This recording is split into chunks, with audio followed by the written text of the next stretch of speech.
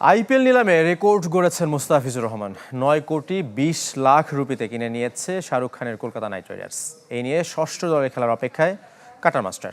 বাংলাদেশি আর কোনো ক্রিকেটার এদিন বিক্রি হয়নি। আর সবচেয়ে দামি ক্যামেরন গ্রিন 25 কোটি 20 লাখ রুপিতে বিক্রি হলেও পাবেন মাত্র 13 কোটি। নতুন বাংলাদেশ গড়তে এলো জুলফিকার স্টিল। জুলফিকার স্টিল, ইস্পাত দৃঢ় অঙ্গীকার। মিনি নিলাম তখন শেষের পথে, কিন্তু নাম ওঠেনি কোনো বাংলাদেশি। তবে কি অবিকৃতই থাকবেন সবাই?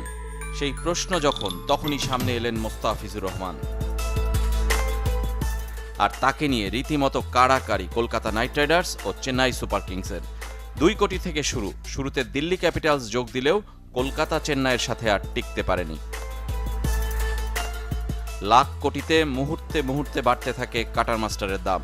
শেষ পর্যন্ত জয় কেকেআরের। সাকিব মাশরাফির পর তৃতীয় বাংলাদেশি হিসেবে শুধু পারফর্মারই নয়, কেড়ে নিয়েছে পুরো বাংলাদেশের আগ্রহ, আকর্ষণ। রেকর্ড 9 কোটি 20 লাখ রুপি উঠেছে মুস্তাফিজের দাম। ভেঙেছেন নিজের রেকর্ড নিজেই। আগে সবচেয়ে বেশি 6 কোটি রুপিতে খেলেছেন দিল্লি ক্যাপিটালসে।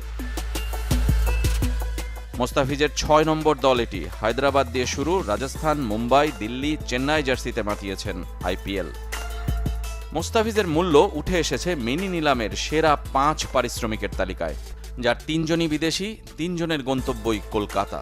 সবার উপর ক্যামেরন গ্রিন। অস্ট্রেলিয়ান ক্রিকেটারকে 25 কোটি 20 লাখ রুপিতে নিয়েছে কলকাতা, যদিও গ্রিন পাবেন মাত্র 13 কোটি। কেননা আইপিএলের 2 নিয়ম, যেখানে কোনো বিদেশি পাবে না 18 কোটির বেশি।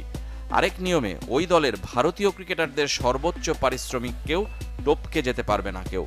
সেই হিসেবে কলকাতার দামি ক্রিকেটার রিঙ্কু সিং এর পারিশ্রমিক 13 কোটি, তাই গ্রিনও পাবেন সমান 13 কোটি।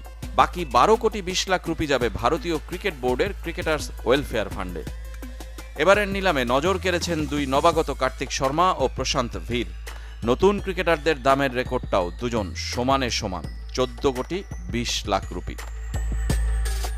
সবচেয়ে বেশি 65 কোটি রুপি নিয়ে নিলাম শুরু করে কলকাতা। রেজওয়ানুজ্জামান, চ্যানেল 24।